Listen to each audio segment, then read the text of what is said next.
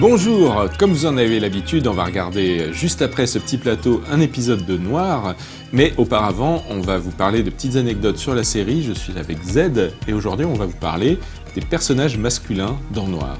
Alors les personnages masculins en fait, il y en a pas. Enfin, il y en a plein, mais ils ne servent à rien. Voilà, il y en a, mais ils sont vraiment relégués au second rang et c'est vraiment limite de la figuration, quoi.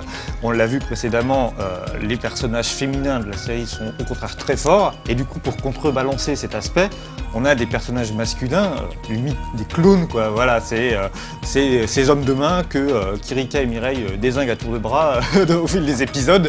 Et voilà, c'est salut, pan, bon bah c'est bon, t'es mort, au suivant. Tu veux dire à la limite des sbires, voire des panous C'est presque ça, oui. Voilà, on verra un peu plus tard peut-être un personnage masculin qui va avoir un second rôle un peu important, mais c'est le temps d'un épisode. Et vraiment, enfin, ça reste quand même très anecdotique dans la série, clairement.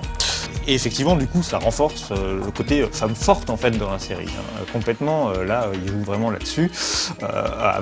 Et là, on a des femmes à la fois fortes en caractère, mais aussi fortes sur le terrain, dans le sens où, ben voilà, c'est elle, tu disais, qui dézingue.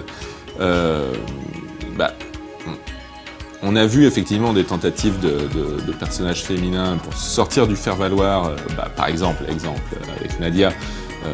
Encore une fois, on l'a vu lors des Veillées Nadia. Voilà, ils ont voulu créer un personnage plus réaliste. Là, c'est aussi une tentative, mais sur un autre chemin, en fait. Nadia, elle a un fort caractère, mais on ne peut pas dire qu'elle soit forte physiquement, ou en tous les cas, voilà, elle montre aussi une certaine fragilité. Là, effectivement, a priori, là, on a Kirika et surtout Mireille, voilà, qui est vraiment la jeune femme bien dans sa peau, bien dans ses baskets, en tous les cas. Elle me semble, bien sûr, elle a certains traumatismes, on commence un peu à le voir dans les flashbacks de la série, mais en tout cas, voilà, elle semble, en tous les cas, mener sa vie voilà, d'une poignée de fer, elle sait où elle va, elle sait ce qu'elle fait. D'accord, et est-ce que dans l'épisode qui suit, on va encore dézinguer des hommes à tour de bras ?